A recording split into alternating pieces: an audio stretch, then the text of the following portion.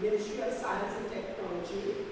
I want to say thank you to our external examiner, Dr. Michelle Maiku, who is from the Urban Planning Department at UWI, because by having people external to UTT present to witness our product, we are able to send abroad a clear and accurate description of the UTT research quality, which is the aim of the Office of Postgraduate Studies and Research.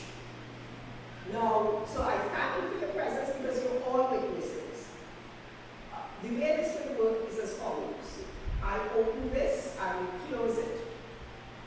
When the presentation is finished, we will ask the audience to, except for the examiners and the Office of Postgraduate Study Support staff, to take refreshments and leave. We don't permit the public to ask the candidate any questions or to witness the examination. Because this is, since we can't control what the public will do or say, and we cannot risk throwing our candidate off. At that point, the examiners and the candidate will have a brief break and then come back and the examination will start. When the examination starts, our chair for the examination, and I state this clearly now, will be Dr. Sylvia Walker, because Ms. Chadee is my doctoral student. So at that point, Dr. Walker will take over to keep everything pristine and above board.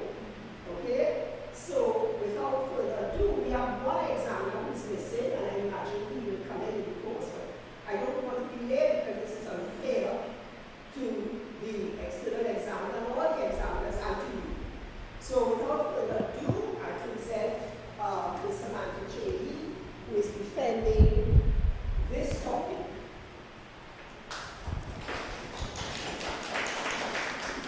Okay, good afternoon, everyone. My presentation today is based on my thesis entitled The Development of Several Composite Indexes for Urban Intensity and Urban Ecosystem Services. Now, the concept of urban ecosystems is really a growing and developing research area. And urban ecosystems can be comprehensively defined as a dynamic ecological space composed of the natural and built environments whose interactions are characterized by the cultural and socioeconomic settings within urban areas. There has been a proliferation in urbanization globally. Currently, more than 50% of the world's population reside within urban areas. Future projections indicate that not only will the global urban population increase, but so too will the global urban acreage. This increasing urbanization trend is reflected somewhat in Trinidad and Tobago, where although our urban areas comprise only an estimated 12% of our total land area, they are home to the majority, 60% of our population. So increasing urbanization has resulted in increased attention being placed on urban ecosystems. Urban ecosystems are widely regarded as centers of physical, social, economic, and cultural development. They provide unique and diverse ecosystem services which are critical to quality of life, such as education, healthcare, and recreational and cultural services. They are sites of social transformation and innovation. They have resulted in changed patterns of access to and demand for resources. They are interconnected and impact upon rural systems. And because these systems are constantly undergoing transformation, they offer excellent opportunities for realizing sustainable development. However, these areas are challenged with a multitude of complexly interrelated issues, which are exacerbated as urbanization increases. Increased urbanization has resulted in strain on the environment and natural resources, increased exposure to violence and crime, social isolation, and risk factors for disease. There's unequal access to critical services within the urban ecosystems themselves. Additionally, increase in provision of certain ecosystem services are often done at the expense of others. These factors render the mapping and characterization of urban ecosystems as critical to establishing development paths which meet current quality of life requirements while simultaneously reducing environmental burdens, preserving natural resources, minimizing inequity, and in so doing, integrate the three pillars of sustainable development. Now, urbanization itself is a complex concept, and indexes have proven their use in capturing complex constructs.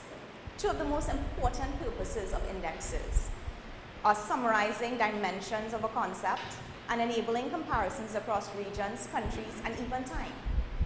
In addition to this, they provide direction of development, assessment of trends in relation to targets, and most importantly, or more importantly, a communication channel between the general public and decision makers, and this is particularly true for the social indexes. Now, central to the mapping and characterization of urban ecosystems is the delineation of urban boundaries, which has constituted one of the greatest challenges in urban ecosystem studies due to the lack of a universally accepted urban definition and the increasing ambiguity in urban boundaries as urbanization increases. In Trinidad and Tobago, we use a dichotomous approach to defining our urban areas. Shown in this map, the pink color represents the urban areas. And according to this definition by the CSO, there are no urban areas in Tobago. And the urban-rural dichotomy is very important at certain scales, but it has its limitations, which are exposed as urbanization increases. Many economic and social characteristics considered typically urban are increasingly being found among rural residents. There has been a convergence in lifestyles between urban and rural areas due to advancements in ICT and transportation systems. Additionally, many people living in the urban ecosystems themselves do not have access to what is considered defining urban infrastructure, such as piped water and even sewerage. These factors render making the comparisons along the urban-rural gradient as more useful than just making comparisons between urban and rural areas alone, as it can better elucidate the full range of urban effects as well as identify thresholds.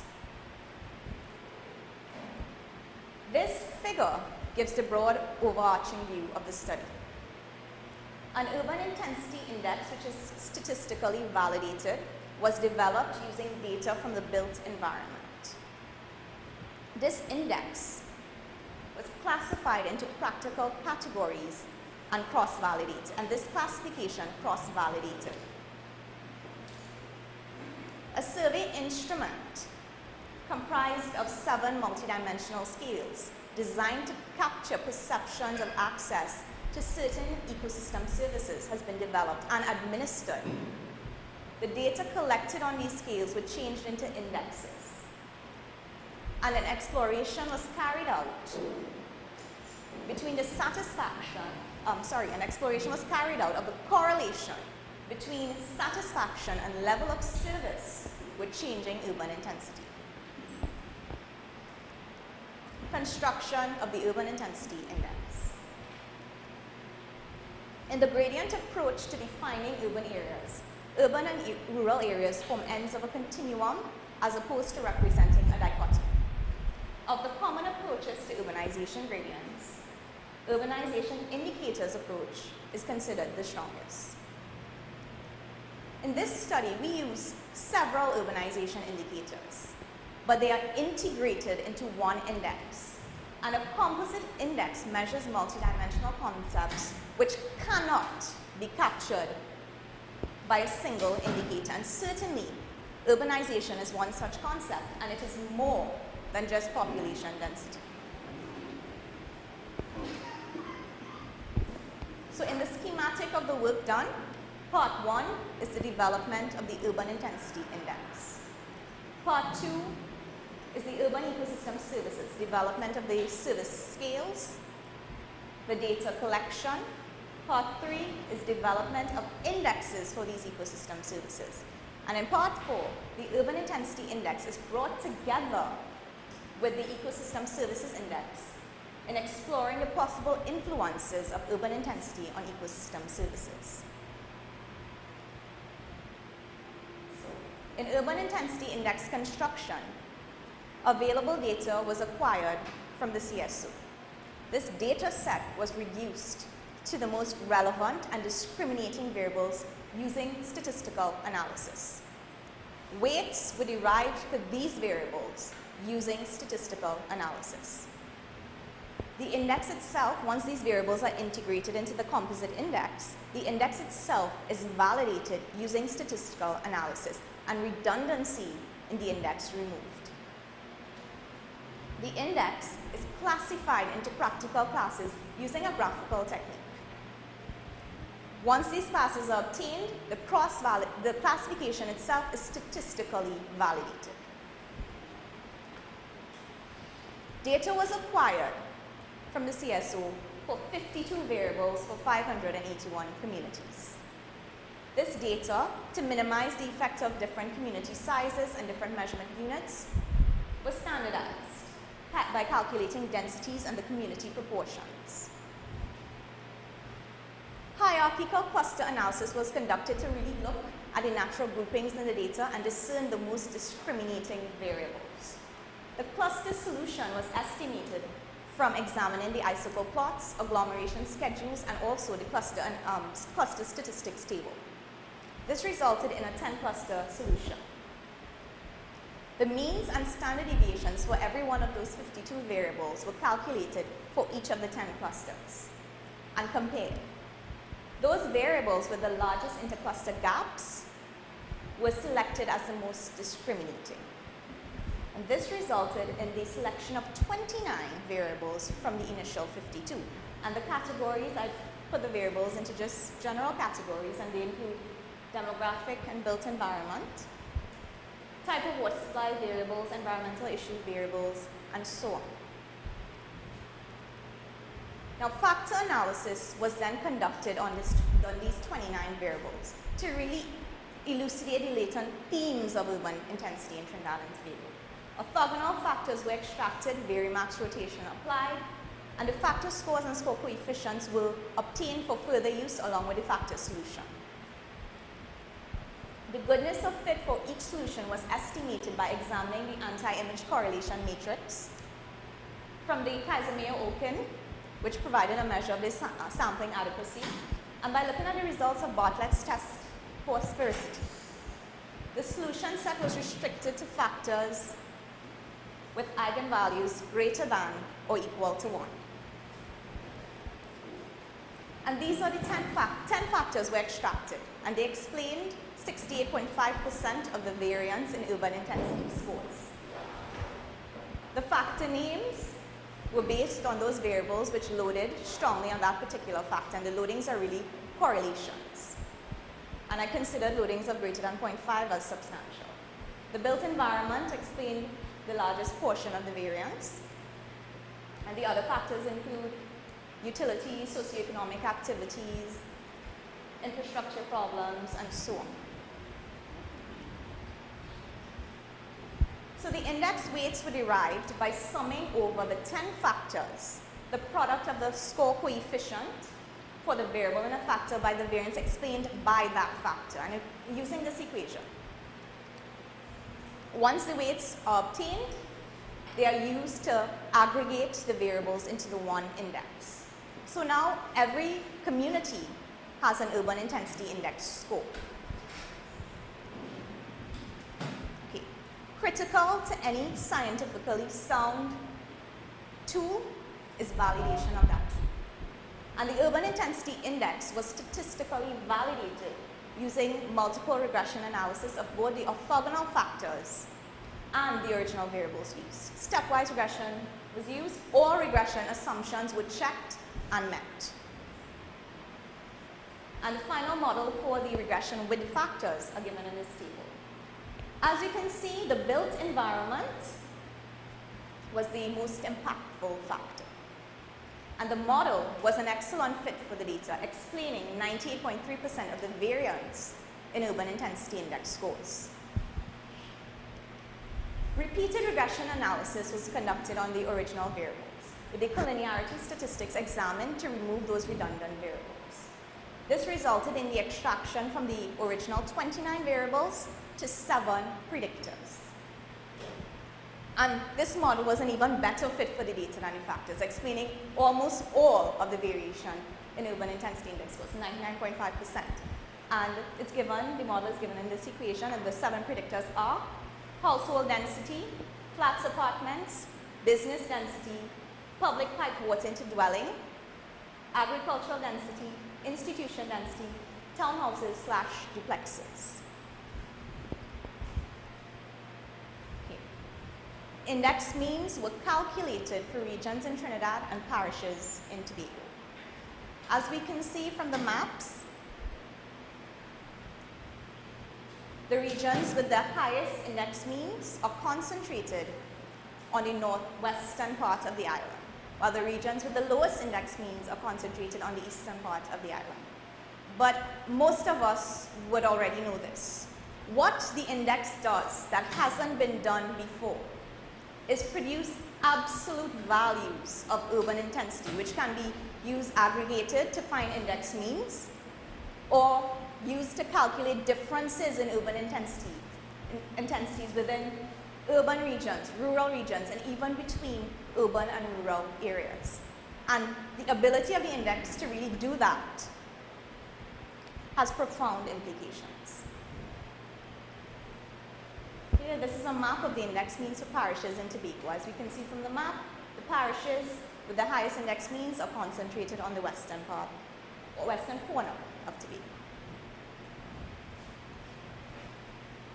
Classification of the urban intensity index was done to provide a measure of urban intensity that was at a scale between the regional level and between the community level. And this was important to do because looking at urban intensity at the community level has its limitations. It can be impractical.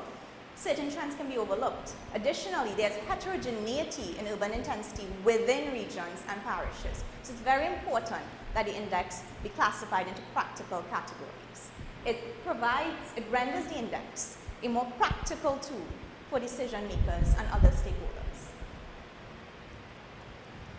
The frequency distribution of the index scores was studied to determine the appropriate points for subdivision. This resulted in division of the total range of the index values into once into 10 classes and once into 8 classes, both of increasing urban intensity. And this table just gives the breakdown of the ranges for each class. The only difference between the 10 and 8 is that the 3 lowest urban intensity classes are coalesced into one for the 8 category. But because this was the version of the index that might most likely be used, it's very important that it be cross-validated. Discriminant analysis was conducted to test the validity of the 2 classifications.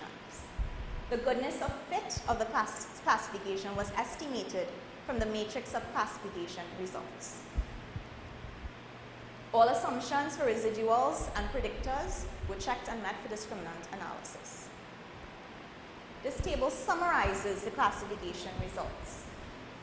As we can see, the 8 classes gave better classification results than the 10 classes when the 10 factors were used as predictors and when the 7 original variables were used as predictors. Further to this, the best classification results were obtained when the classification had only 8 classes and the 7 original variables were used as predictors. In this instance, over 90% of communities were correctly classified. This map shows the distribution of the urban intensity index classes, the 8 categories.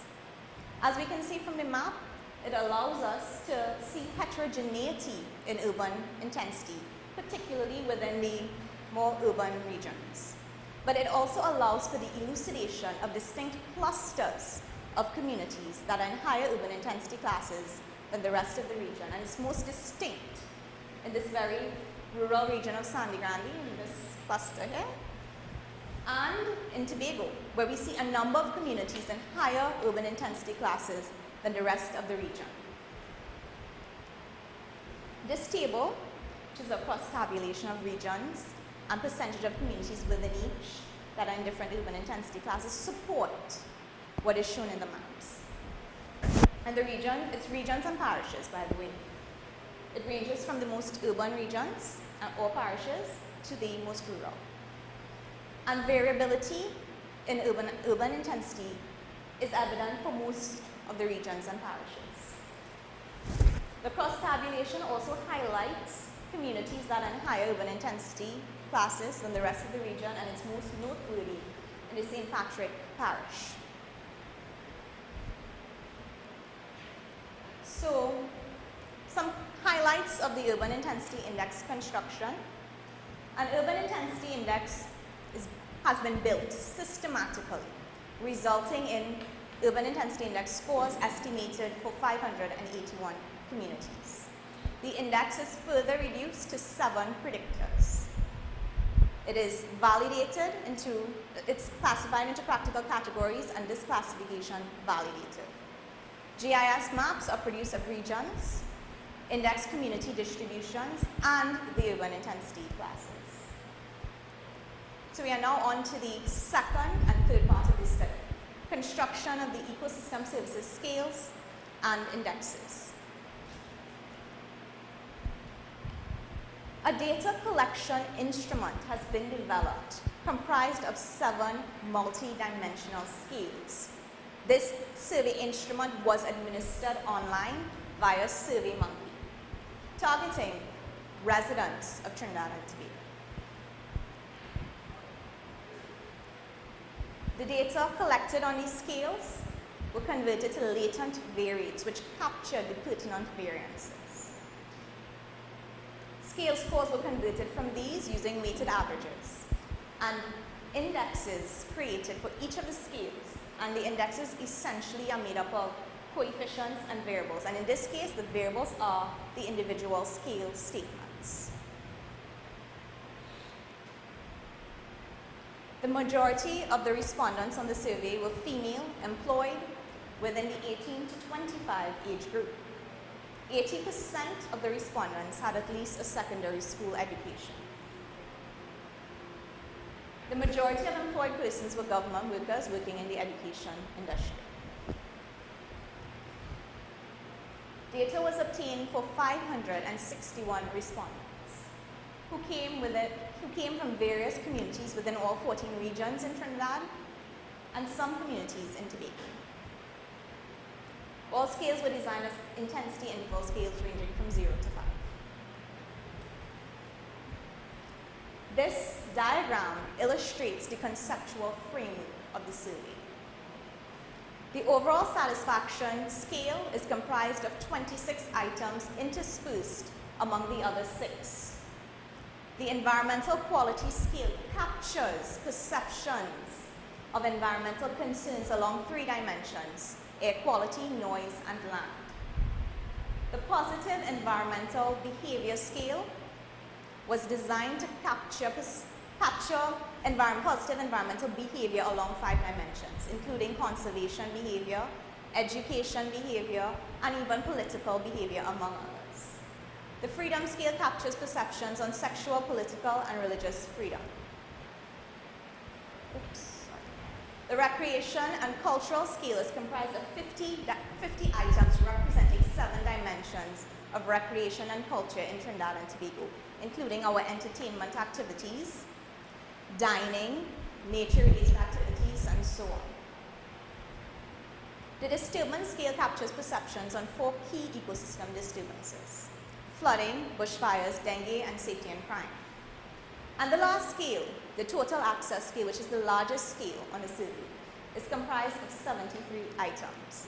But because the concept of total access is so broad, and because of the relative independence of its dimensions, they are treated as subscales in this study. And they include transportation access, safety and protective services access, healthcare access, and so on. Reliability analysis was conducted for every scale and subscales. And the Cronbach alpha values reported in this table, I just highlighted some of the lowest ones. We can get back to that if we have time. It's slide 49. Exploratory factor analysis was conducted on all scales and subscales to measure the latent dimensionality of the complex construct captured by each. The scales were converted to indexes using the same methodology as the urban intensity index. Now, the 561 survey respondents were assigned a community ID number. I used the same ID numbers in the urban intensity index for the survey. So from this, we were able to assign them an urban intensity index score and an urban intensity index class number, depending on where they lived. Correlation analysis was conducted on the urban intensity index and the other 7 ecosystem services indexes to estimate the linear associations among them. Just 2 important points I want to make about this table, which shows the significant correlations only. The urban intensity index is correlated only with the disturbance and positive environmental behavior indexes, and very weakly so. The satisfaction index is correlated with all other indexes except the positive environmental behavior index and, of course, the urban intensity index. The satisfaction index was modeled using regression analysis with the other 6 ecosystem services index and the urban intensity index as predictors. Positive environmental behavior, freedom disturbance, and the urban intensity indexes were all excluded in the final model. Total access, environmental quality, and the recreation and cultural indexes were included in the final model. And this model was a good fit for the data, explaining 71% of the variation in satisfaction index scores. And total access was the most impactful. So some highlights of this section: an original and extensive ecosystem services survey instrument was developed. This instrument was comprised of 7 scales. The total access scale was considered as subscales. 7 indexes and 9 sub-indexes were constructed based on these scales. And a good regression model was obtained for the satisfaction index, explained with total access, environmental quality, and recreational and cultural indexes as predictors. So we have now come to the final and a very interesting part of the study: profiling urban ecosystem service behavior within each urban intensity index class. Each of the ecosystem services index values was separated by urban intensity index class. This allowed for class-by-class standardization. Class-by-class probability distributions were generated, and these are really mathematical descriptions of behavior, which allowed for the analysis of the profiles of the ecosystem services index across urban intensity classes. So class means were calculated for each of the indexes and plotted against urban intensity index classes. In creating the index probability profiles, the original index values are standardized for each urban intensity index class using the mean and standard deviation values for that particular class. These z-scores were plotted as histograms, one for each urban intensity index class, and it was done for all of the 7 indexes. These diagrams really just show the scatter plots of the means against the urban intensity index class, and they corroborate what is shown in the probability profiles. Okay, this is an example of what one of the probability profiles looks like. This is for the satisfaction index. In examining the index probability profiles, pronounced pockets of lower than expected satisfaction were observed in the higher urban intensity classes, and it was most evident in the most urbanized class. The trends observed for the environmental quality index are indicative of more concern as urbanization increases. The positive environmental behavior of respondents experienced a decline within the most urbanized communities. No consistent trend was observed for the freedom index. The patterns of the recreation and cultural index in classes 4 to 8 are marked by higher than expected probabilities of high access, most striking in the most urban class. And what's also very interesting in this most urban class, there are also much higher than expected probabilities of some respondents with very low access to recreation and cultural services. The ecosystem disturbances on average appeared to have the largest impact in class 7, which is the second most urban class, while the lowest and the most urbanized classes were the least impacted.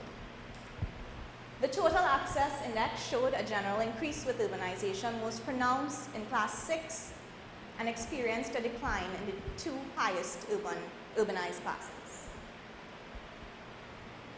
The means and standard deviations for the total access sub-indexes were compared across urban intensity classes, and shown in this diagram.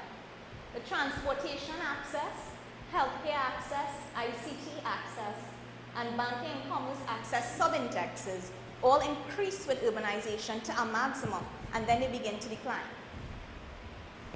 The utilities access, employment access, and political representation access sub-indexes all increase monotonically with urbanization, while almost no trend is really seen with the education access and safety and protective services access indexes. So highlights of this last section are each index was profiled for different urban intensity classes. This was done to gauge how access to these services or behavior or satisfaction changes as urban intensity increases. More frequent negative Z-scores were observed in the later urban intensity classes for most of the indexes, except the recreation and cultural index, which reflected the nuances of urbanization locally, and except the total access index, which showed a general increase with urbanization. The total access sub-indexes were examined in terms of their means and standard deviations across the urban intensity index classes. And as we come to the end of my presentation, I would like to give some caveats of this study. It is important when we are interpreting the results that we bear in mind respondents already had a certain level of access. Remember, this survey was administered online. The community definitions by the CSO are not really reflective of many of the binding community characteristics. They are established based on where the majority of persons indicated they lived. And for the Urban Ecosystem Services survey, some communities had few respondents, but the survey is still up and running. In conclusion, I'd like to make some recommendations. I recommend advocacy for the use of the indexes as planning tools and continuing the implementation of the survey at a national level, utilizing multiple modes of administration. The indexes, the Urban Intensity Index and some of the Urban Ecosystem Service indexes can be applied regionally and internationally. And the Urban Intensity Index can be incorporated as is in other local urban ecosystem studies. And that brings us to the end of my presentation. I would like to thank you for your time. Before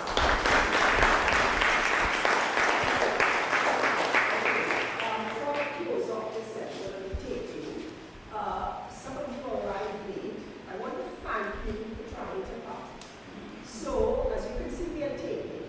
If you write an Office of Postgraduate Studies, we will send you a copy of Ms. Chadee's presentation. A link. We send you a link. Okay? Because you made the effort to come. I know that there was traffic coming in. And I would like you to hear the presentation on those who made the effort. Thank you so much for coming. For those who came in late, at the beginning, I made the statement that it is the audience here at our defenses would be